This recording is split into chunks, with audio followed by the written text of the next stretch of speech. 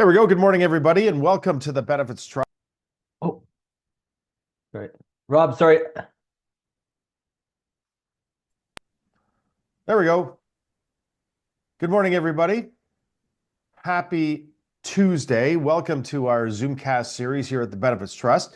Always an exciting time. We did this call last week on Wednesday, and we had quite a few people on the call and lots of positive feedback. So on behalf of all of us at the Benefits Trust, we want to take this opportunity to thank you for joining us. With us today from the Benefits Trust is Lindsay Gibson. She is in the house. Mike Ignatz, Jordan Bullhose. Rob Crowder is going to be acting as the host of today's session. So he'll be working the computer behind the scenes, so to speak. And we're excited that you're here. We're excited that you're here. This is always an exciting time, and I love talking about this particular subject because I think it's just so important. So if you don't have your camera on, we'd love it if you could have your camera on because we'd like to see who you are and your reactions to things. For participating today, Mike Ignatz is going to send you a CE credit. He's also going to send you a copy of some handouts that we've got. As well as that, we're going to send you a very short survey, and the survey only takes really 60 seconds to fill out, but it gives you an opportunity to tell us how we did today and how we can do it better tomorrow. Not only that, it gives you an opportunity to tell us what you'd like to see in future Zoomcasts. So please fill that out and send it back to us. As well as that, you're going to be signed up for our Trusted Advisor newsletter. Our Trusted Advisor newsletter comes out every single month. I think we're close to 140 months in a row right now, so we're pretty excited about that. Lots of valuable information. As well as that, I want to throw it over to Jordan for just a quick second because I want to talk about I want Jordan to speak about a new initiative that we have going starting next month. So Jordan, over to you real quick. Thanks, Rob. Yeah, next month is actually coming up next week. So There we go. crazy that we're in February already. But yeah, exciting times here at the Benefits Trust. We have our first chat TBT session coming up. This is a new initiative for us. And basically, it's an open Zoom forum for advisors to come on, bring your burning questions you have about the Benefits Trust, anything you want to learn more about our products, our services. It's really an open forum for you to ask questions about what it is we do and what we offer, and help you get the answers you need so that you can feel more comfortable speaking to our services and solutions with your prospects. So hope to see you there. We're gonna have our invites sent out shortly, and let's chat. So it's chat TBT. You'll see an email coming out shortly, as Jordan mentioned, but it's just a great opportunity to learn more and participate in these calls because someone else might have a great question or a very similar situation. It's where you can ask more specific questions. Speaking of questions, if you have any questions throughout the presentation today, raise your little hand emoji in your on your screen, or scream, or do whatever you need to do to get our attention. But I can't see everybody on the screen right now, so if you put your hand emoji up, it pops right up to the top of the screen, and I'll be able to get to you for sure. But today we're talking about building your bulletproof sales plan. And again, this is one of my favorite subjects to talk about because I just like talking about it. There you go. So the agenda today is we want to talk about what are your goals. Have a sales plan. Why have a sales plan? We want to talk about committing to the plan and why that's important. Share with you some mistakes that we made along the way, of course, when committing to plans. I want to talk to you about a sales questionnaire. And again, Mike's going to send out this sales questionnaire to you. Knowing what you're going to say, what's your target market, summary, questions and answers and discussions. We're going to end right at 11 o'clock sharp, but if you want to stick around for a few minutes as well and ask some more specific questions or carry on the conversation, we're going to stick around. But if you need to leave at 11, that's when we're going to be done. A little bit about the Benefits Trust. We started on January 1st, 1994, so we've been around for a little while now, 31 years. We are a full-service third-party administrator. We work with advisors like yourselves. We do not sell direct. We work with advisors like yourself. We are the largest independently owned TPA in Canada. And one thing that we're really proud of is in 2024, that was just last year, obviously, we were named top employer and top benefit provider according to Benefit and Pension Monitor magazine. So we were happy to get those two awards. We provide essentially custom benefit solutions. A benefit plan is nothing more than a promise between an employer and a group of employees, and that employer can promise whatever it is they choose, and we provide a custom solution for your clients. One thing that we're really proud of as well is we provide an exceptional client experience, and that's from feedback that we've received from our clients, not only on an ad hoc basis, but more on a formal basis, because we've had our marketing company that we work with survey our clients, and this is what they tell us. And as I like to say, we do the 5% extraordinarily well. Everybody does the 95% well, where you can pay claims and adjudicate claims and do all that, but it's the 5% that really causes a problem sometimes. But one of the things that makes us different is we answer the phone, so we can solve those problems whenever they arise. A quick example of that is I'm dealing with TELUS right now, and we've got a problem with our account, and we've spent hours on the phone with them, and we're talking over a relatively small bill. It's a couple $100, but they can't figure out how to solve the problem. They can't figure out at their end how we can pay them. So we all agree that we owe them the money, but they can't figure out how we can pay them because their system doesn't work. Anyways, it's just crazy. We've got long-term relationships with all the major insurance carriers and support suppliers, so we're not tied to any one particular provider. And our target market, again, is working with advisors like yourself with clients from 1 to 100. We do have quite a few larger accounts, but again, our target market is working with the clients with 1 to 100. I hate to say small employers or small business, because it's not. It's not small business. All it is profitable businesses with few employees or fewer employees. So taking a step back, a benefit plan, as I mentioned, is nothing more than a promise between an employer and an employee. And I think it's important to know where your client is going. It's important to know where your client is going, and how you do that is you ask them a question. And I think it's important to ask future-based questions. And the best question that I've had is from that I've been using personally for the last, 15 years. I got from Dan Sullivan at the Strategic Coach. And if you're not familiar with Dan Sullivan at the Strategic Coach, I encourage you to search the Strategic Coach, because they've got great, valuable information on their website. But it's if we were meeting here 3 years from now and you were looking back over those 3 years, what has to have happened for you to say it's been the best 3 years of your life? That's a question that I use with prospects. That's a question I use with advisors. That's a question I use with family. It's a question I use with my family's friends, and when we're having conversations. It's just a fabulous, fabulous question to ask, but it gives you a clear roadmap of where your client is going. And I think that's important when you're talking to clients and prospects, or talking to anybody for that matter. It's a great dinner party conversation starter as well. It's just a fabulous, fabulous question. But it's important to ask those future-based questions. So let's talk about goals. That was just the preamble. Let's talk about goals. What are your goals? And I think goals have to be smart. They've got to be specific goals. They've got to be measurable goals. They've got to be attainable goals. They've got to be relevant, and they've got to be time-bound. If they don't have these characteristics as part of their goals, I think they're more of a dream or a discussion as opposed to a specific goal. So again, it's going to be specific, measurable, attainable, relevant, and time-bound. And I think it's important to write them down. I think it's important to write those goals down, because you think about them and then you're writing them down. There's some extension that comes out of your arm, and it makes them more real. It makes them more lively. So you write them down and then you commit to them. And I like to say you share them. You share them with your board of advisors. You share them with your team. You share them with somebody, because it makes them real at that point. When you share those goals, it makes them real. And I'm saying board of advisors, and I want to talk a little bit more about that in a few moments, but it's about commitment. And I've done this personally every 90 days for the last 35 years. I've been a disciple of the Strategic Coach program, and I have had goals and revisited goals and set goals and short and medium and long-term goals every 90 days for the last 35 years. It works.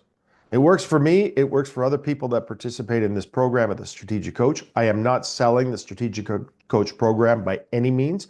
I'm just telling you what's worked for me. And I don't care who you are.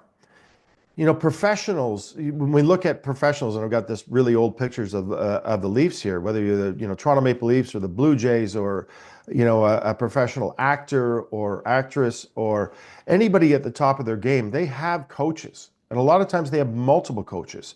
But need professionals are there to help you, right? And you're a professional as well. Professionals need help as well. But when you've got these goals, it provides you with accountability as well. Accountability to yourself, and when you share those goals with others, it's accountability to them. So it makes those goals with that commitment quite powerful. Board of advisors, it's a term that I use. It's a term that is used somewhat widely, but it's just a group or a person that makes you accountable. And that, excuse me, can be very formal, or it can be just your partner, your spouse. It could be your best friends. It could be other employees. You stand up in front of employees if you've got them and share what the goals are. And, it's something that we do at the Benefits Trust. You can share it with your mentors, and you let them ask you questions about goals, because what that does when they ask you questions, it just clarifies what your goals are in your mind. But when I first started in this business, I remember sharing my goal, which I'll talk about in a moment. My very first goal, I remember sharing it with my wife, and she goes, "That makes a lot of sense." Right? But I got to tell you, this is difficult. It's difficult to do it on your own. It is really, really, really difficult to do it on your own, because it requires self-motivation. You get up every morning, and it's Tuesday morning, it's 10 o'clock on the East Coast, or in Toronto, Greater Toronto area. It's 10 o'clock. And what are you going to do today? Right? It provides that self-motivation, provides that focus. Goals provide that focus and commitment. It answers the question, what am I going to do today? Right? So where do you start? Where do you start? It's a big world out there, and it's January, and I think it's important to be self-motivated, but I'm confident. And I was out to dinner, or out for dinner with some friends last night, and we were talking about salespeople, because his daughter is going into a sales role. And he was saying, and he's not a salesperson, but he was recognizing what the commitment is required to be a salesperson. And he goes, that's why salespeople get paid so much money, is because they have to have this commitment to do what they do every single day, day in, day out. So it was really interesting listening to my friend. But what's your target market? Where do you start? Where do you start? But I like to start with your target market. What's your target market? And why is it your target market? Can you be the expert in that target market? I think it's important to spend 80% of your time in your target market. But I think it's important to research why whatever your target market is your target market. And again, you can have different target markets for different things that you're selling, depending on what your practice looks like. But I think it's important to research your target market and find out why it's important. And I think it's important to be the expert in your target market. And I say you got to spend 80% of the time, or your time, in your target market. And because you become more and more familiar with that target market, you become more and more of an expert of your target market. And I think it's important to tell people why they are in your target market. It's really interesting, because when you do tell someone that, and you can see the weight come off their shoulders, and they go, "Oh, great, I'm dealing with the right person." Chris Gorey, many of you who know through our industry or through CGIB, but Chris Gorey deals with 80% of the time, he's dealing with tech startups. And Chris walks into a prospecting meeting, and he says, I've got 125 clients, and 80% of which are tech startups, and they're a tech startup. They go, "Oh my God, I'm dealing with the right person." Chris understands my problems.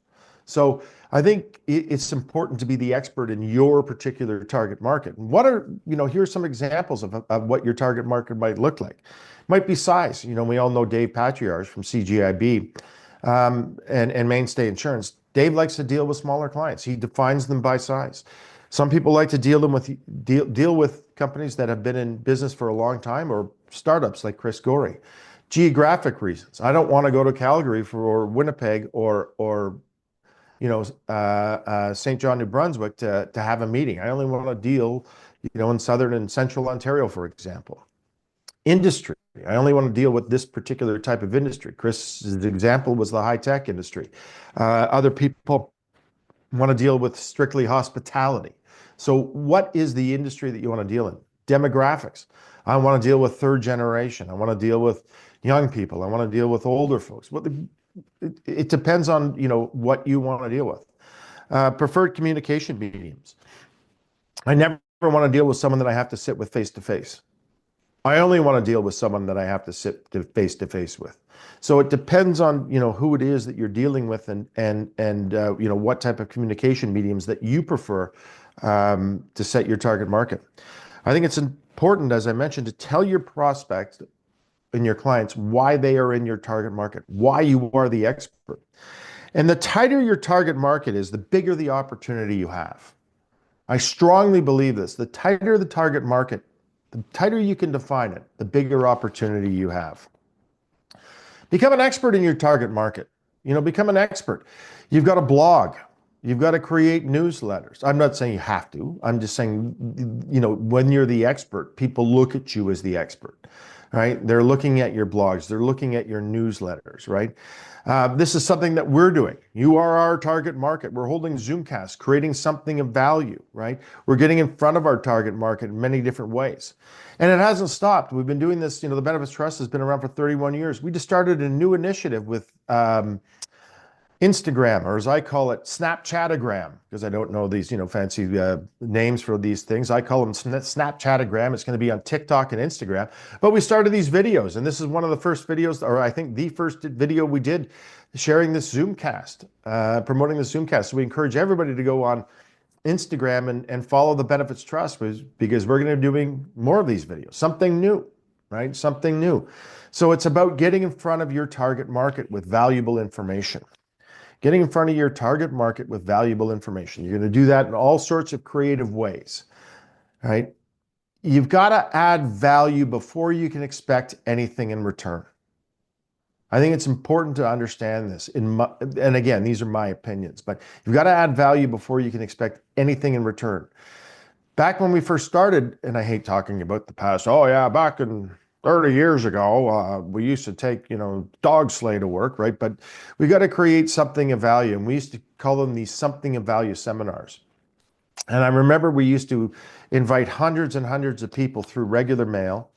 And we would get people that would respond, and we would get 50 people at these seminars, and we would hold them at hotels, and we would give these great handouts and, buy coffee and muffins, and we'd have these terrific seminars for 90 minutes, and people would come from their offices and join us. And then I would follow it up with a phone call. And I remember the last, something of value seminars we did, we had 50 people attending. I followed it up with 50 phone calls, and I got 50 meetings. I got 50 meetings. I got 100% of the meetings because we created something of value first, and we were experts in this space. And some of those meetings turned into clients, and some of those clients we still have today.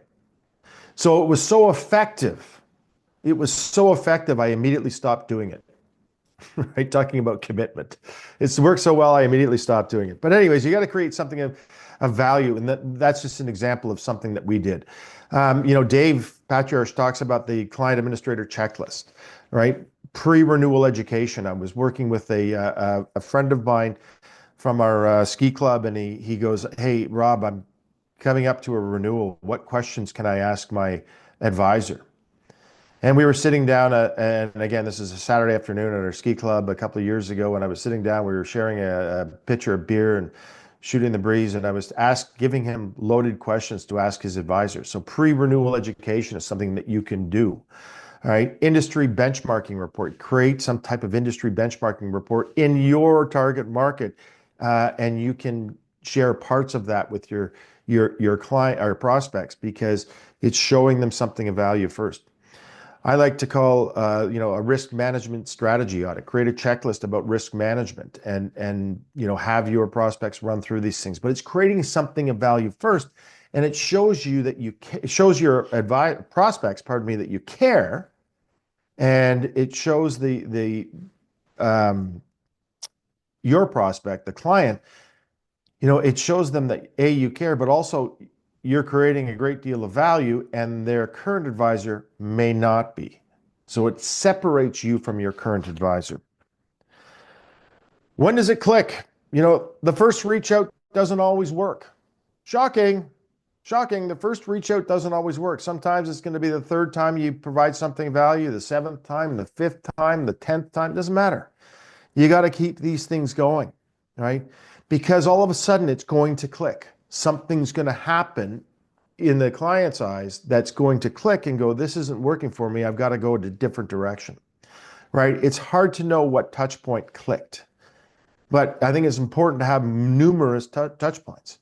Advertising, there's a quote, advertising works 50% of the time. We just don't know which 50%. Right? I see John having a big smile on his face right now, but it's true, right? You just don't know which 50%. But one thing I do know, when you are consistently in front of your prospects, you're going to stick out to them when they need your service. One thing that we've done for 30 years is we've sent out not Christmas cards or holiday cards or Thanksgiving cards. We sent out Canada Day cards. And we used to send out flags and pins and all sorts of stuff. Now we just send out emails because no one has office addresses anymore. But anyways, we would send out these Canada Day things. I sent out probably 10, this company was on my list, and I probably sent them 10 different things over the years. All of a sudden, something clicked. And I got a call from them, and I got a great client out of it. And again, this is many years ago.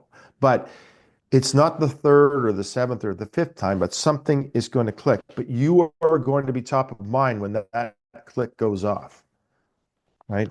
That's what's important.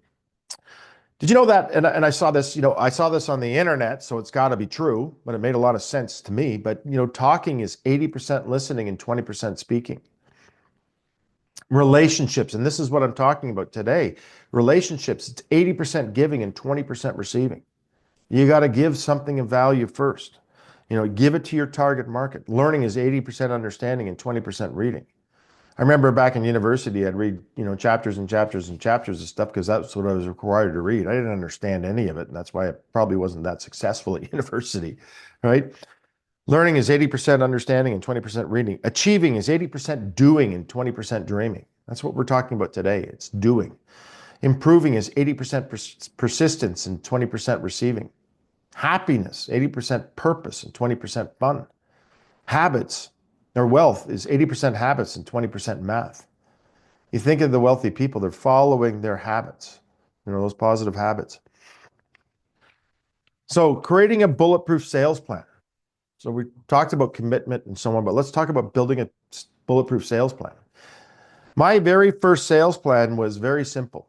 I was a Great-West Life agent. I was brand new in the business. I think this was probably the second quarter that, maybe the second or third quarter that I was involved with Great-West Life as a housed agent. And there was every quarterly session, we'd have a branch meeting, and somebody would get up and they would speak about what it is that they were doing. And there was this lady that I can't remember her name. I wish I could, but there was this lady who was quite successful, and she was relatively new in this business, maybe a couple of years. But she got up and she did a presentation to all of us, and she just said, my sales goal is quite simple. I sell, life insurance, I sell disability insurance, I sell investments. She sold a bunch of different things, but her role she had was 10 meetings a week. All she had to have was 10 meetings a week, and she wanted to do that 40 weeks a year. She wanted to have 400 meetings a year, but 10 meetings a week and 40 weeks a year. She goes, because I take vacation, Christmas time and holiday time and, continuing education time and working on my business time. So I want to commit to 40 weeks a year. And I just remember that message, and I remember it very clearly. I can even remember what she was wearing and what she looked like. I just can't remember her name. But anyways, I remember coming home from that meeting. They were Friday mornings, and I remember coming home that afternoon and telling my wife, Michelle, about what was going on. And I said, I can commit to that. I can commit to those 10 meetings a week. Simple as that for 40 weeks a year. She's successful. I can be successful as well. That was my sales plan. I can do that. I committed to it. And over the years, I've had probably 10,000 sales meetings in my career, or more than that. But it's a sales plan doesn't have to be elaborate. It can be as simple as that. But it's something that you write down. It's something that you share. It's something that you commit to, and it's something that you execute. Right? That was my first sales plan. It was as simple as that. You know, so in looking at developing a sales plan, what are your revenue goals? What are your case count goals? We're talking about, yes, employee benefits here potentially, but what are your case count goals? Do I want to get all my revenue in one sale? Yeah, possibly. That could be your goal. It's entirely up to you. What are your case count goals? What are your closing ratios? I think that's important to know. And why do these matter? Well, I think it's important if you've got a revenue goal and a case count goal and a closing ratio. These things matter because you need to know to break it down what you need to do today to reach that goal. If you got a revenue goal of $1 million, fantastic. But you get up there and you say, hey, today I'm going to make $1 million and I share that with my, or this year I'm going to make $1 million and I share that with my wife. And she goes, great. That's awesome. I can't wait. I'm looking for a new Chanel purse. That's going to be awesome. Right. But, if you make that goal, we can get that purse. Not happening. Right. What am I going to do today? How's the goal coming along? But I think it's important to break it down. It's about making it meaningful, and it's about being patient, and it's about celebrating successes along the way. And it's about to, evaluate and adjust and monitor and share, right? Evaluate, adjust, monitor, and share. And it's committing to the plan. And again, it's about celebrating those successes and being patient and working the plan, not having the plan work you, but it's working that plan, right?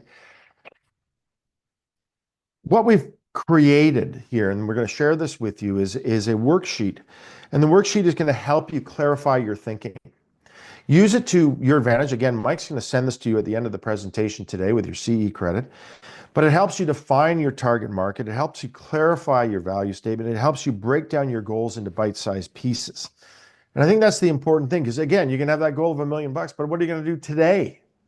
That's your goal for, to December 31st. But what are you going to do today? Because again, we've got to be self-motivated. This is one of the most difficult jobs in the world, one of the most difficult careers in the world that you have chosen. But what are you going to do today? Right? So, excuse me, knowing your target market. Again, this is really small print, doesn't show up very well, but we're going to send it to you. But all it is just answering questions in your own words. And we're going to send this to you so you can write in your answers, put in your answers, whatever. But what are your business interests is the first question. So I answered these. And Rob, sorry to interrupt. You can actually zoom in a bit if you just use your mouse pad, 2 fingers, like you're on your iPhone, and then we can actually see that if you want to give it a try. Just don't click. Just try to zoom like you're on your. Yeah, I'm trying that. It's not working out for me. Okay.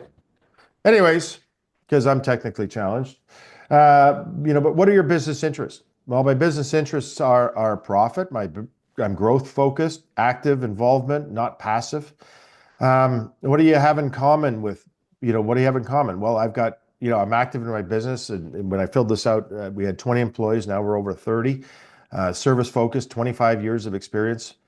What communities are you active in? Well, I'm active in the Chamber of Commerce. I'm active in Advocates, KLU. I'm active in CGIB. I'm active in the Muskoka Ski Club, the St. Andrews Parents Guild. I'm active in the Huntsville Hospital Foundation. I'm active in Alpine, Ontario. I'm active in more things than that, but these are things that I'm active in. What type of businesses do you want to work with? Well, I want to work with profitable, owner active, where the owner's active in business. I want to work with growth-oriented businesses. I want to work with innovative people, passionate about what they do. I want to work with focused people, and I want to enjoy life. I want them to enjoy life, because people that are workaholics, I don't find that much fun. I want them to enjoy life as well. What type of businesses do I not want to work with? Well, I don't want to work with unprofitable clients because they're no fun, right? I don't want to work with public companies. I don't really want to work with foreign ownership companies, someone that I don't have a relationship with. I don't want to work outside of Southern and Central Ontario. I don't want to work with decision makers that don't value input from professionals. And I don't want to work with people that have a short-term business outlook, because they want to sell their business in the next 12 months or whatever it is. What geographic restrictions do I have? And I've got in this place, Southern and Central Ontario. And what size do I want to work with? 1 to 100. Great. So this is just simplifying and clarifying my thinking. So when I go to the next page, it's what's your target market? And you take the things off that previous page and you go, Let's summarize those. And I want to work with profitable entrepreneurial businesses where the owner or owners are active and focused on growth between 1 to 100 full-time employees in Southern and Central Ontario. It's a pretty good target market. All I was doing was just answering some very simple questions and then summarize that because it becomes very clear. We're going to, again, give you this worksheet so you can do it in your own words and create your own target market. But it's important to work in that target market. Then we take it a step further. All right, how many meetings do you need to reach your goals? So my 3-year revenue goals in this example is $300,000. I want to have $300,000 of recurring revenue after 3 years. So my 1-year annual revenue goal is $100,000. So what do I need to do to earn $100,000 this year? Well, let's just make some assumptions. Whether they're right or wrong, it's not important, but it's just let's make some assumptions. $100,000, and if I say an average spend, and I'm not talking about single and family, I'm talking about a client, an average spend is about $3,000 per employee. That might be on the low side right now, but it's about $3,000 an employee. So you take a 10 life case, right? Chances are they're going to be spending $30,000, right? So it's $3,000 per employee. And I know if I average 5% commissions on that case, I know some are going to be more, some are going to be less. Different lines might have different commission amounts, but on average, it's about 5%. So I know I'm making about $150 an employee. So therefore, if my goal is $100,000, I need to get clients with 666 full-time employees. 660 employees, that's what I need. I know the average size group that I want to work with is somewhere between that 1 to 100. So let's call it 30. Right? So therefore, I need 22 new groups to reach my $100,000 goal. Okay, so we're breaking this down. So I got a $100,000 goal, 300,000 in 3 years. I know the target market, and I need to get 22 groups this year. I'm really going to focus on that. What do I need to do to get 22 groups? Oh, fantastic. Well, let's break it down further. I need to sell 22 groups. Simple, right? I need to sell 22 groups. How many meetings do I need to have? How many interactions do I need to have? Meetings is, I'm using the term loosely.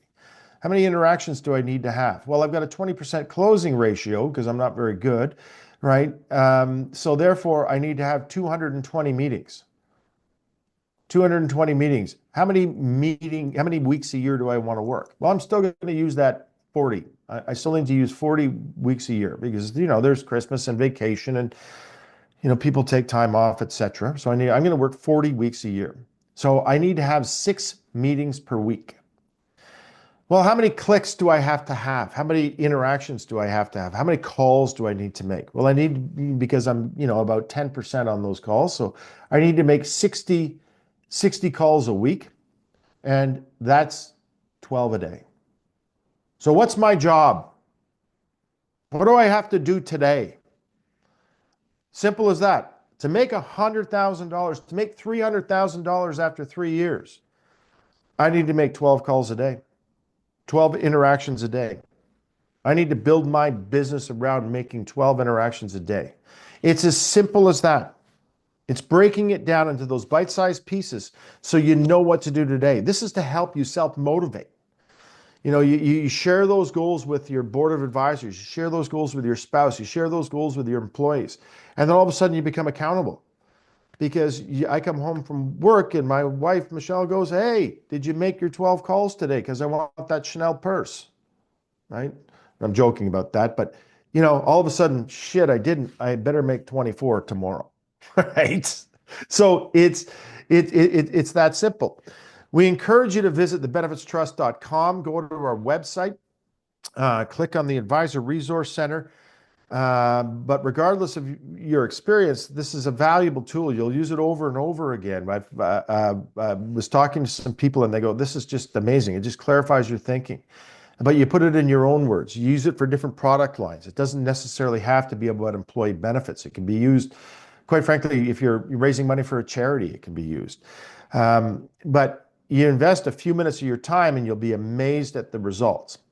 But there's a whole bunch of additional tools that we've got for you as well. So visit thebenefitstrust.com, go to the Advisor Resource Center. The page looks like this. You click on Advisors up in the top corner, right? And then you're going to see a whole bunch of tools, like a whole bunch of tools that we've created for you up there that you can use in different ways. If you haven't visited our website, we encourage you to do so.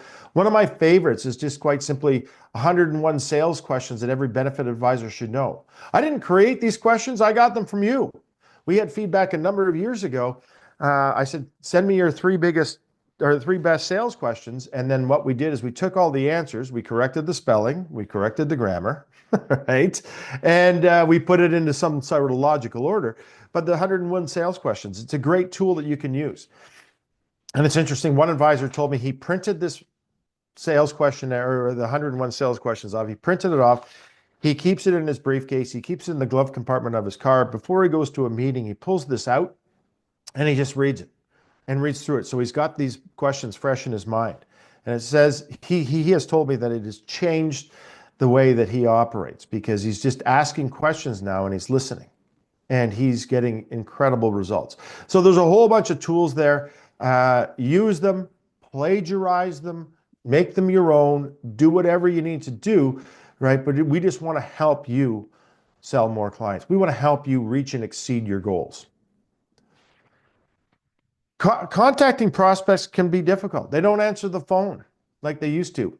No one answers the phone anymore because we all have these smartphones now, and it comes up, a call comes up and it says likely spam, or a call comes up and it's an unknown number. I'm not going to answer the phone. If it's somebody that's important, like if, for example, Louise, if you call me and, I don't recognize your cell number, and I'm not going to answer it because I don't know who it is and I don't want to answer it, right? But I'll wait for you to leave a message and then I'll call you right back if it's important, right? And, oh, it's Louise. I know Louise. I'll give her a call right back, right? But no one answers the phone anymore. It was really interesting when I was doing this session last week. I was on this slide, and guess what? A spam call came in right at that time. It was hilarious to make the point, right? But there's an increased number of spam calls. I don't answer the phone. Do you? Right? So it's difficult to be contacting prospects. It's really difficult. But you know what? It's not impossible. There's all sorts of ways to do it. There's all sorts of ways to get those clicks, if you would. You need to be creative to get in front of someone. Multiple mediums work. Again, it's not the first time, the second time, the sixth time, the ninth time. It's being in front of them. So when all of a sudden something comes up in their mind, they're thinking of you, right? Whether it be referrals from an existing client or center of influence, that always goes a long way. That's never changed. Using social media. Like I said, we're using Instagram right now, and we've always been blogging, and we use multiple different venues or multiple different mediums of social media. Networking, like we are right now, and networking at various charity events, for example, and meeting people.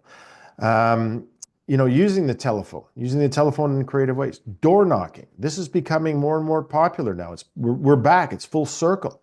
Going into an industrial area and finding the industrial units that have nice cars parked in front of it, knocking on the door and giving them something of value. This is a benchmarking report that we've done, and I want to share with you the first 3 pages. Can you give this to the decision maker, and who is that? So all of a sudden, you're door knocking, you're dropping the stuff off, right? Email. Yeah, there's a lot of spam emails, but if you get a creative email, you can sometimes get some traction in that. Old-fashioned mail,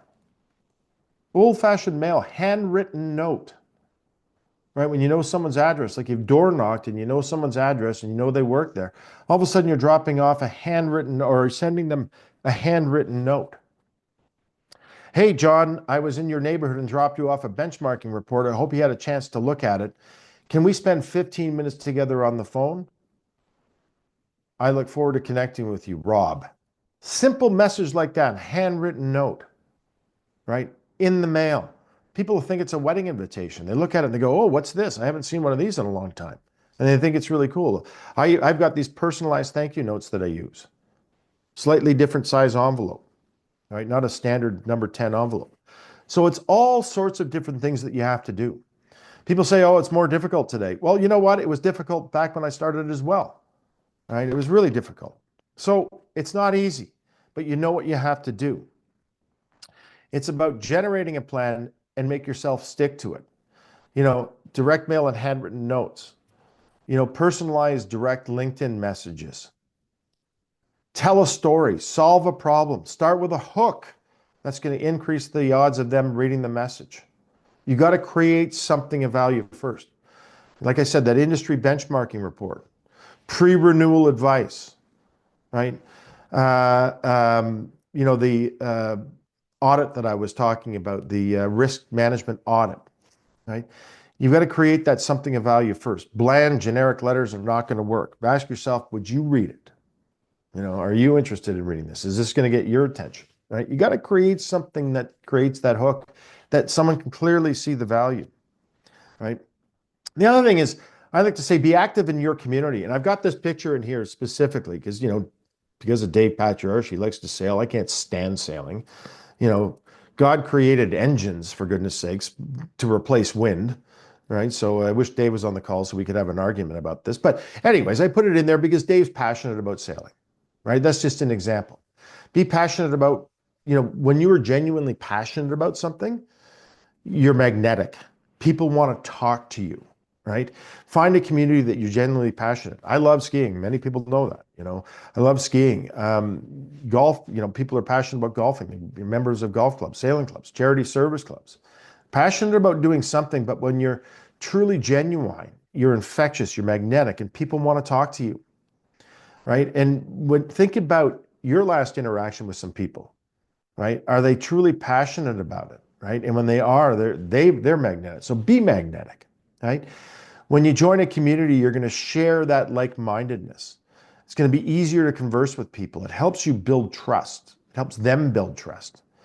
It helps you organically get your name in front of people. And it's may not be necessarily the member of the ski club, but they might have a friend. Hey, oh my gosh, Lindsay, I know this guy, John, from, the ski club I'm a member of, and I think he can solve your problem. You should really talk to John. He's a great guy. I've worked with him for the last 6 months on this project, with our service club. He's dynamite. Talk to John. All of a sudden, there's a warm referral. It's that simple. It's about being passionate and excited about what you're involved with. It's getting those clicks in front of people. It's creating something of value first that is going to help you get in front of your clients. Stand out in your community, volunteer, join a board of directors, sponsor charity events, sponsor local events. I was participating out here in Whistler at the TELUS Winter Classic, where I'm the MC for the race every year. I'm doing that in a couple of weeks, right? But I'm standing out in front of people and they're seeing my passion. Rob, jump in, Rob, for a second. You were sponsoring a Yeah, at our local ski club, they do put on something called Appy Hour, and it's to try and keep people to stick around the club a bit longer. So the Benefits Trust, we sponsored some appetizers and some live music, and it's great. It just keeps people around. It's a nice event, and I ended up talking to a few advisors who are also members there, and we had meetings the following week, and it just kind of reminds them of who we are, and it shows them that we're active in the community. We had a client. We had a member at the club who's on the board of directors for an organization, and she goes, talk to their advisor and says, you got to talk to the Benefits Trust. They've got great solutions for you. And we're in talks with them right now. So it just kind of brings you back to the forefront. And it's just another way, as Rob said earlier, you never know what interaction is really going to click. So you got to try multiple different ones. Yeah, and it's just about being active in your community and making sure that, everybody knows who you are and what you do.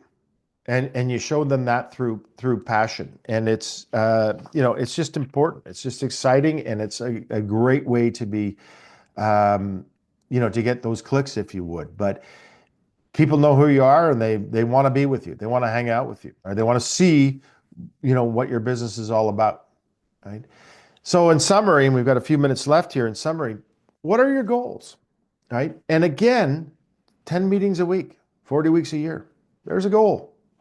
$100,000. There's a goal. 12 calls a day. There's a goal. What are your goals, right? What are you going to get up and do today? Have a sales plan. It doesn't have to be elaborate. I mentioned I've been doing this every 90 days for the last 35 years, right?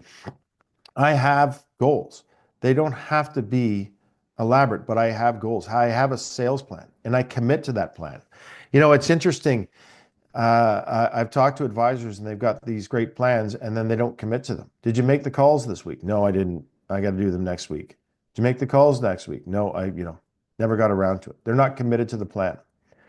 Know what you're going to say. We've got a session coming up next month where we're focusing specifically on your value statement. Our value statement at the Benefits Trust is we help successful business owners build a better benefit plan than they can get anywhere else. That's our value statement, right? We're going to focus on helping you create that value statement, that elevator speech that took us so long to write, right? But we're going to focus on that in the next sessions. Knowing what your target market is and why is it your target market, and telling people why it's your target market and being an expert in that particular target market. And you can have multiple target markets depending on what it is that you're doing, right? But knowing your target market, why it's critical and why it's important. Remember, yes pays you. When someone says yes, you get paid, right? When someone says yes, you get paid. When someone says no to you, it teaches you. What did I learn from this experience? Right? Maybe kills you. If I had all the time back over the years that I've been in the maybe zone, oh my goodness, I would have hair, right? I would have hair, but it's maybe kills you. When someone doesn't engage with you or strings you along, I like to say next. In the Southern and Central Ontario, there's 440,000 businesses with less than 100 employees, right? That's a big target market. 440,000 businesses. The tighter your target market, the more success you're going to have. But if someone's not prepared to engage with you, I like to say next. And if you don't know where they're going because you're asking those future-based questions, I like to say next.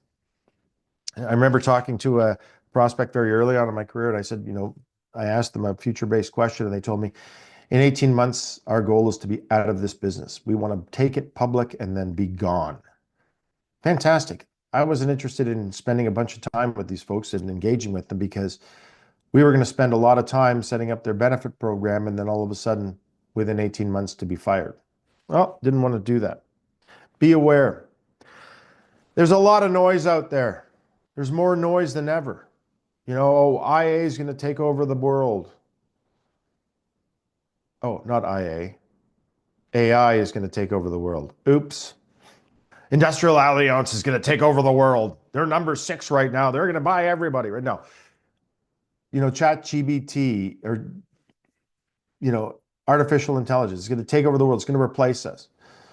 Guess what? No need to be selling benefits because the federal government's got this beautiful dental plan and they've got this fantastic drug plan that's coming into play. Yeah, really working well, eh, people? Yeah, it's going to take over the world.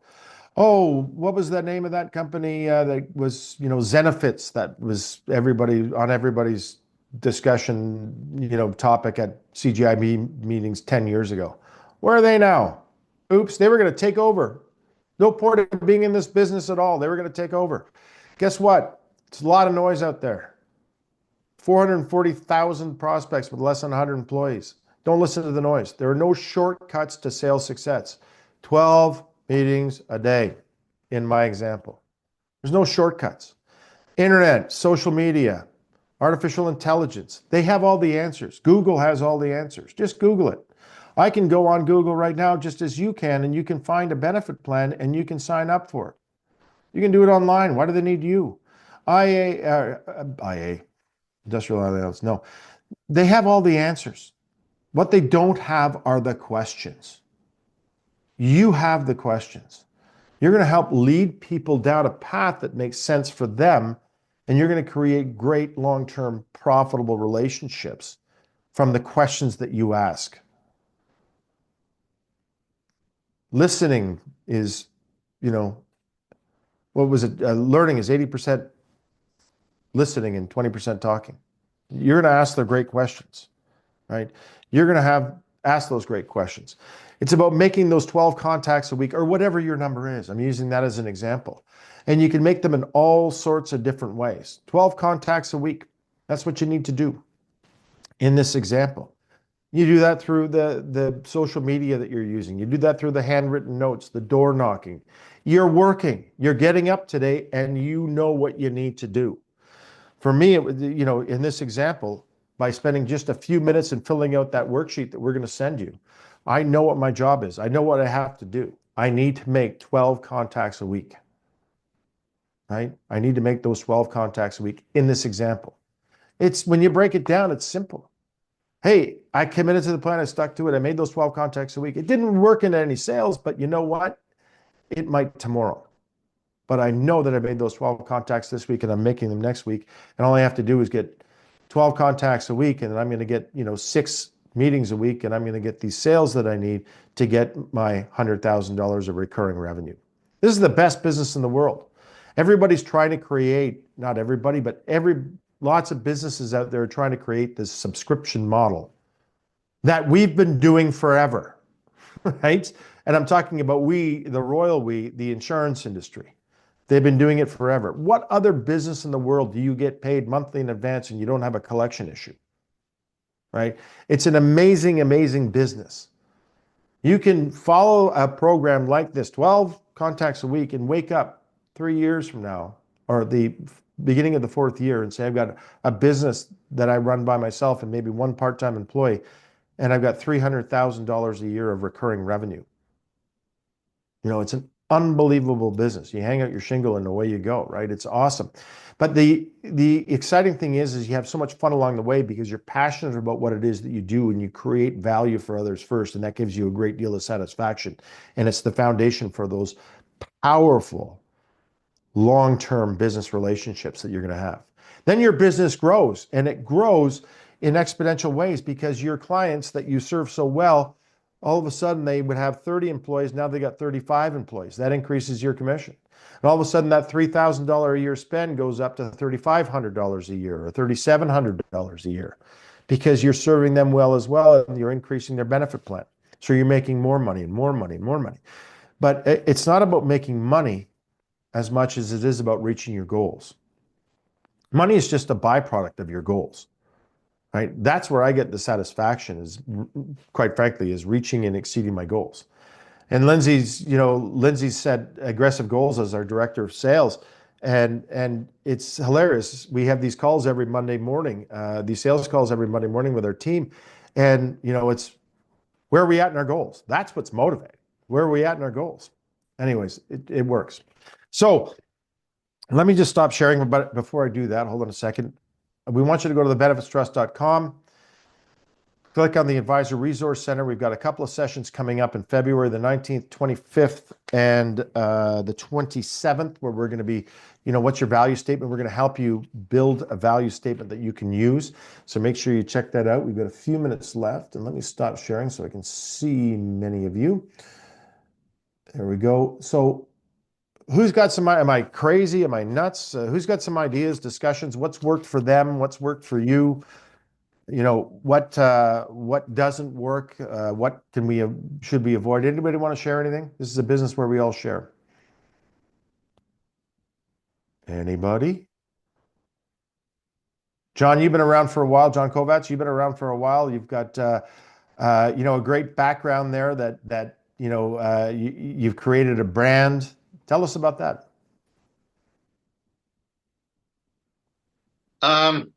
Yeah, thanks, Rob. I've been around for 40 years, at least, in the insurance business. I've always worked with business people, small business people, one way or the other. I've had health issues over the years. They distract you. Everything distracts you. Yeah. In this business. It's easy to be distracted. It's easy to be busy. When I was 54, my wife and I sat down because I had three cancers by that point, and I wasn't too concerned about how long I was going to make money. I was concerned how long I was going to live.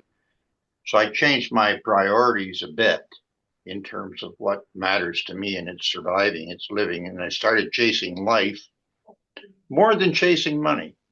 Yep. So my story is a little bit different, but there's lots of people that fall into that particular category. When I first started in the business, there was an old fella that worked in our office, younger than me now, and he'd been a veteran, And he sat down with me one day. His office was next to mine. I was a mutual life agent. And he said to me, he says, John, he says, I'll give you a couple tips here. He says, don't worry about how you're going to get paid. Just go out and tell people what you do and always tell the truth. Yeah. Which is what you talk about. And, you'll never go wrong telling the truth. I learned a long time ago to walk away from business because it wasn't business, it was busyness. And there's too much busyness in this business. Yep. There's not enough business. And quite frankly, you can be profitable. We are to the degree we want to be. Yeah. We're always looking for more, and we are now anyway because everything's changed. But there's no magic, Rob. Make another call. It's just, we've tried this, we've tried that, we've tried everything. There's nothing like working the crowd, and which I'm not very good at, working a room or anything like that. But I do work the crowd in an indirect way. And, it's what you talk about is as true as go make another call. After I was in the business, I was a mutual life agent for 10 years. And so I saw new people come because lots of new people used to come and go in this industry. Remember those days, John? Yeah. They used to come and go. And, so after 7 or 8 years, I had a nice, established, well-built business. And I prospected probably 10 different ways because my philosophy at that time was if I get 10 cases there and 10 cases there and 10 cases there and I prospect 10 ways, I'll probably write 100 cases. And I did. And it's hard today, but it was hard then, Rob. You and I know that. It was hard. But there's no easy magic there's no easy way. Magic answer. No, there's no easy way. There's no magic. But what it is don't listen to the noise. Don't be distracted by the noise. Don't be distracted by the noise. There's a lot of noise out there. Everybody's, or not everybody, you speak to people and they go, how are you? And they go, oh, busy, busy, busy. Okay, well, good busy or bad busy? That's a question that I like to ask. Yeah. And bad busy is you got to be good busy. Yeah, I'm good busy. That's great. Right? I'm making my 10 calls. Kevin, thanks for stopping by and saying hello. You're welcome. Happy New Year, everyone. I know I haven't seen everybody.